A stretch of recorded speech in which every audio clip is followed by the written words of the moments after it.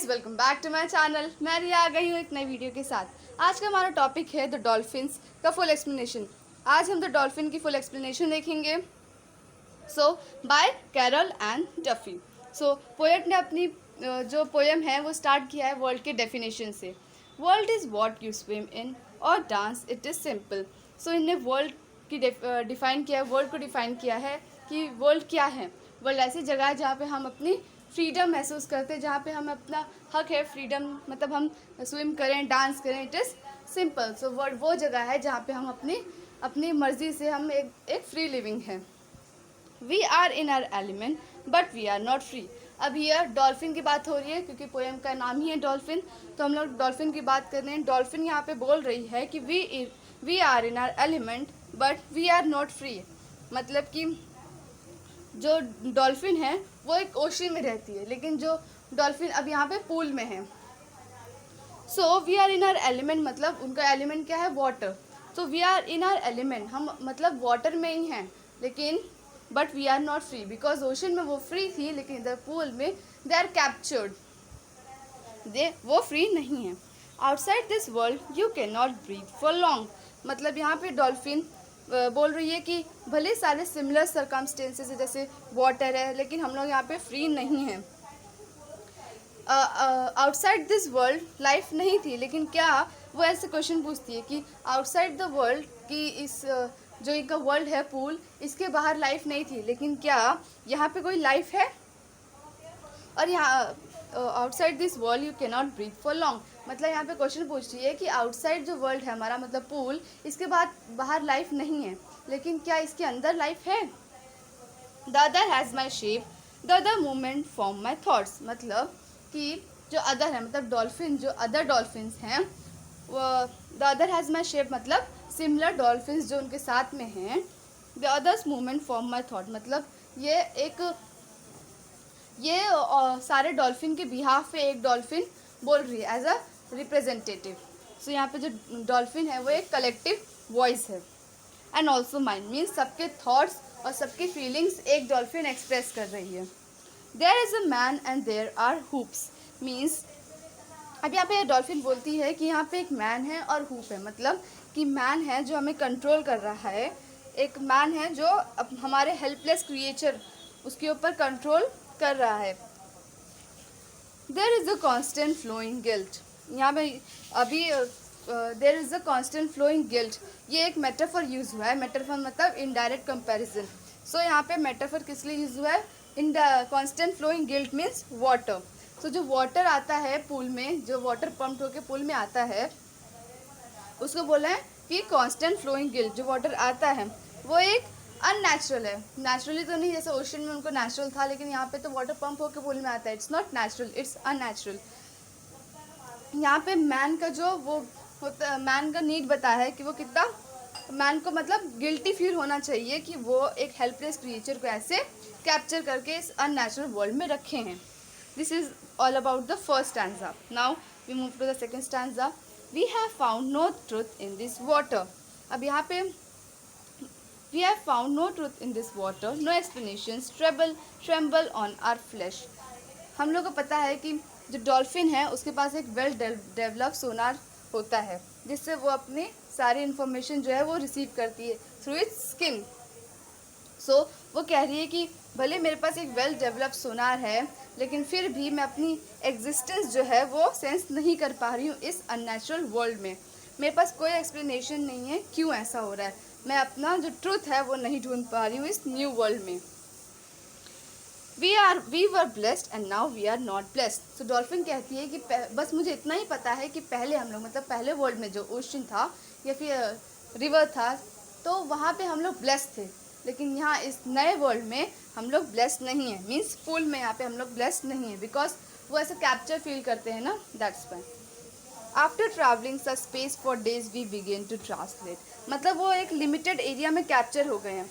They have to travel again again in that space, उनके पास एक लिमिटेड स्पेस है जिसके बियॉन्ड वो नहीं जा सकते, उनको बार बार उसी स्पेस में अगेन एंड अगेन उनको जाना पड़ता है।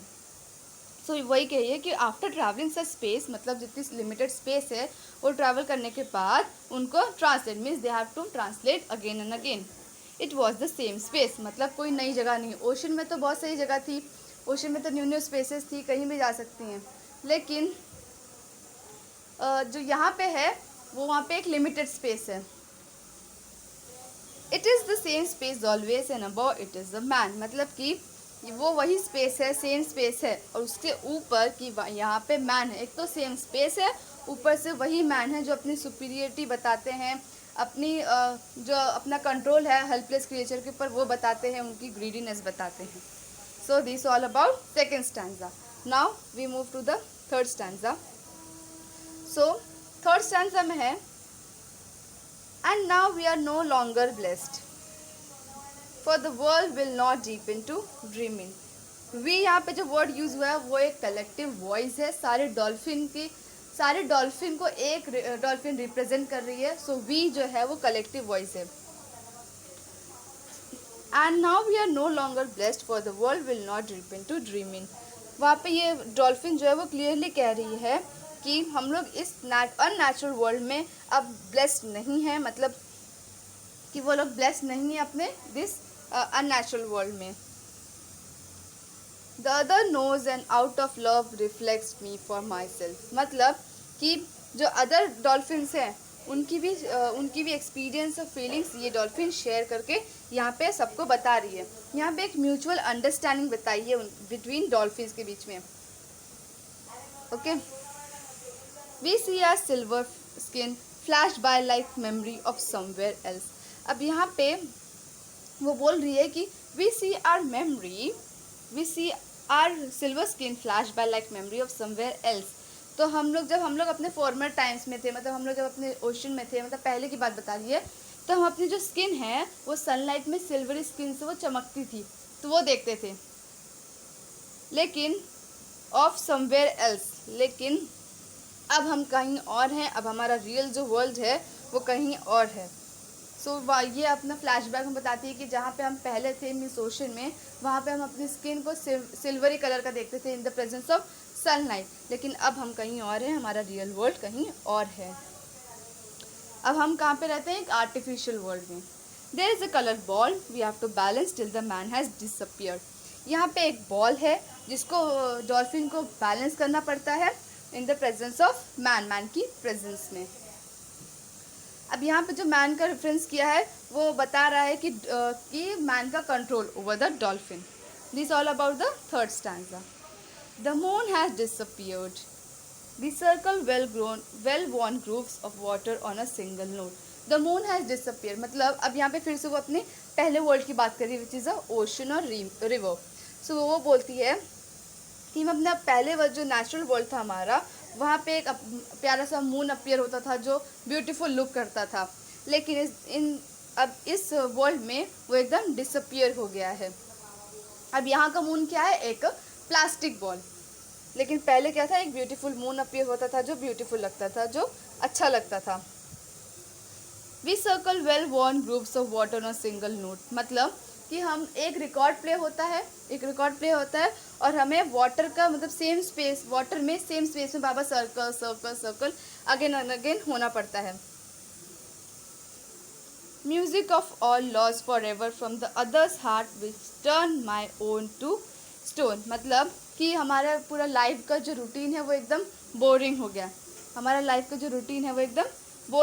है।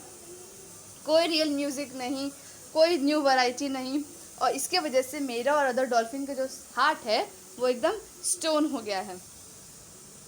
Okay, now there is no hope, there is a plastic toy and there is a no hope. सिर्फ एक प्लास्टिक टॉय है और यहाँ पे अब कोई होप हमारी नहीं बची है।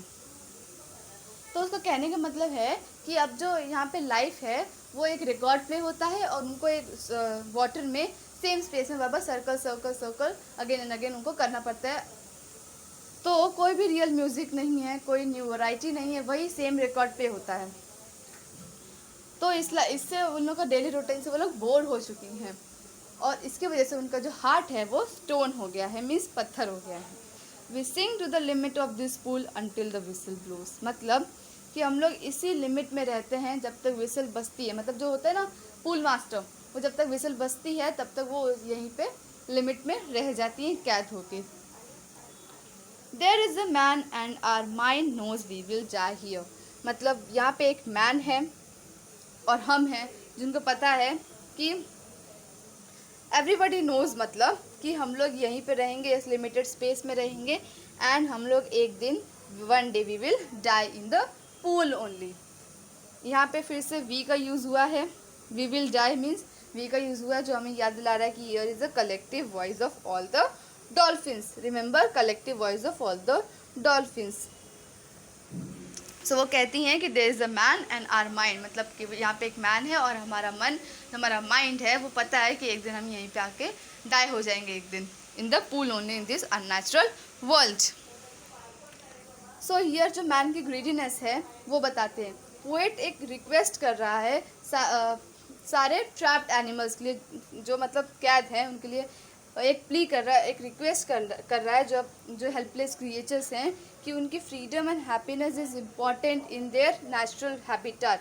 नेचुरल हैबिटाट में ही रहने दें उनको। मतलब हम ह्यूमन क्या करते हैं अपने रीज़न के लिए, अपनी सेल्फिश के लिए, मतलब हम इतने सेल्फिश हैं कि हम उनको कैप्चर कर लेते हैं, उनको एक्सप्लॉइट करते हैं। तो हमें ये सब नहीं करना चाहिए।